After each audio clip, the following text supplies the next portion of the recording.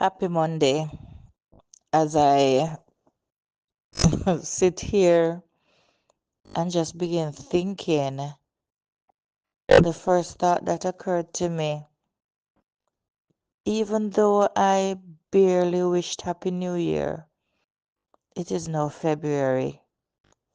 It's a little hard to take in because January went by just like that.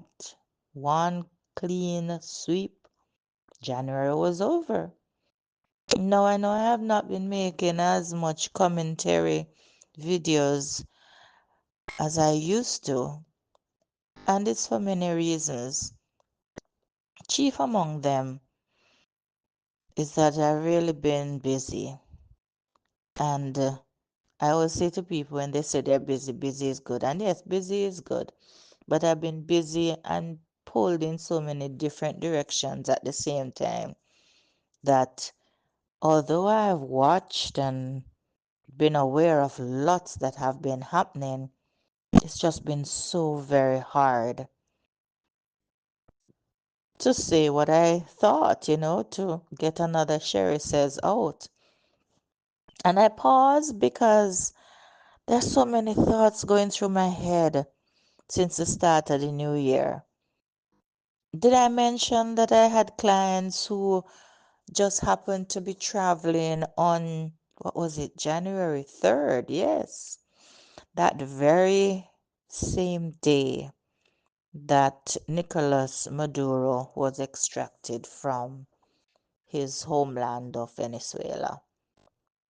And I had such anxiety that day simply because with airspace closing and flights diverted and flights returned, I wasn't sure what was happening with my clients in the Dominican Republic. And true to form, some stories will never really be told. But what we do know is that a flight that should have left Punta Cana at 6:47 had numerous delays. The one that finally seemed would get them out was scheduled to leave sometime after 10 p.m. and that was delayed again until after midnight. Thankfully, they made it back into Jamaica the morning of the 4th of January, but to raging waters. Oh my goodness. It was raining like a storm. And they had several challenges. But yes, they're back home. And even though it's almost a month, my goodness, so much has happened in relation to that extraction moved by the USA. And I am getting sources from all across the Caribbean, and honestly, they're leaving me speechless. Yes, Sheri is without what to say. Because as I am assessing and processing and looking at a lot of information, I'm like, what? What? And then what? Yeah.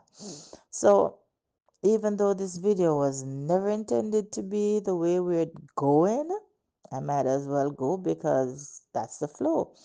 So let us call it a moment of reflection, if we will, no? The first thought that kind of plays in my mind is the fact that Trinidad and Tobago got itself in quite a very interesting place.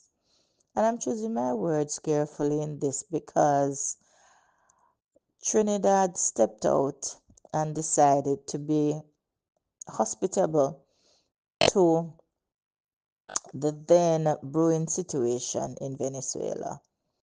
Now, for context, Trinidad and Tobago and Venezuela, being oil producing nations, were always at the forefront of life in this region in terms of crude oil and resources and economic strength.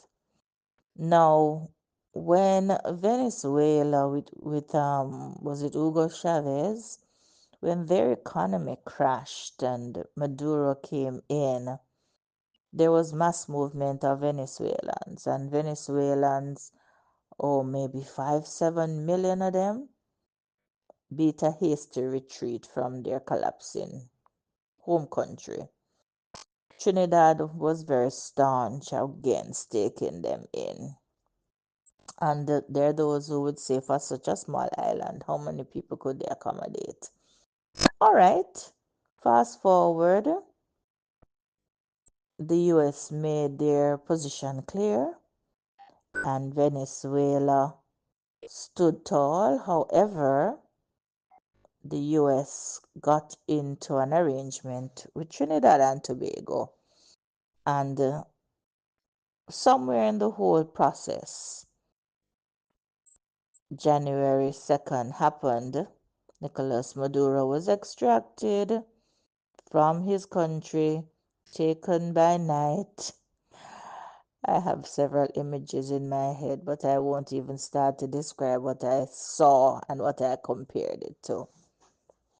But needless to say, when it was all over and the dust settled and oil began to move again from Venezuela, because for one of the top producing nations for so many years, their production had trickled to levels that wouldn't even sustain the economy, their own economy.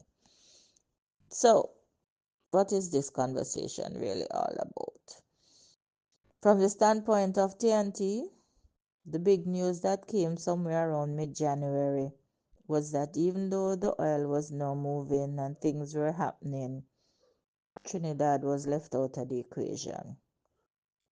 And it leads you to wonder. So here I am sitting with my hand rubbing my chin and saying, we need to revisit this and have a conversation sometime in the future. But let us fast forward along the same plane.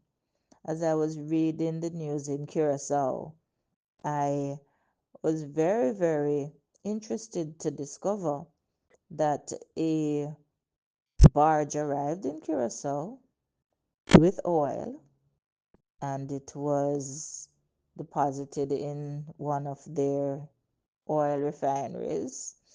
And the question was being asked, whose oil is it?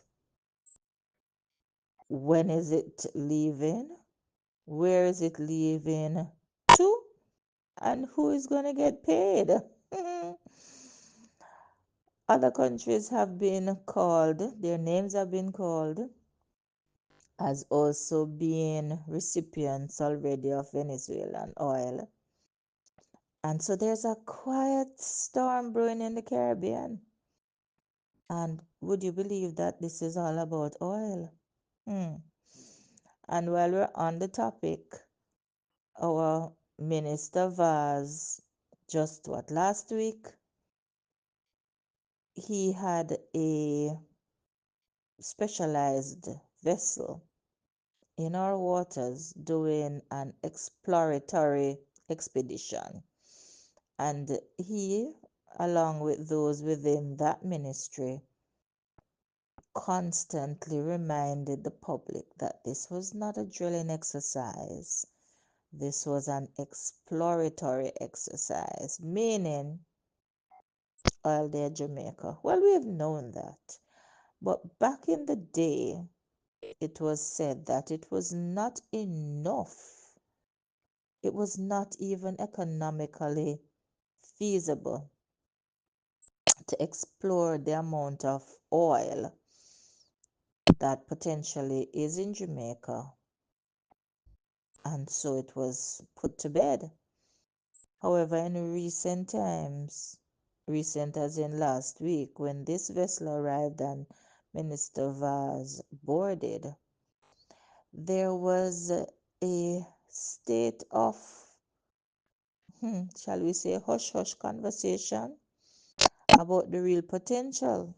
And even international sources weighed in and gave their 2 cents with the suggestion that At this point, and with that vessel, if this process of exploration has now gone ahead, it simply means it is the final step before major discussion. Well, let's put it this way, it is the research before the next phase. And the next phase, nobody really wants to get into it, but it seems as though at this stage in the game, something a brew. Can't think of any other way to say it. But if you have ever done the Black River Safari and noticed the darkness of the water, it's actually clear, but underneath it's very, very dark. It is from peat, and peat really is the what you call it now. So basically, it is the evidence of oil. I'm not a technical person in any shape or form, but when the underneath is so black, it is years of decay of um,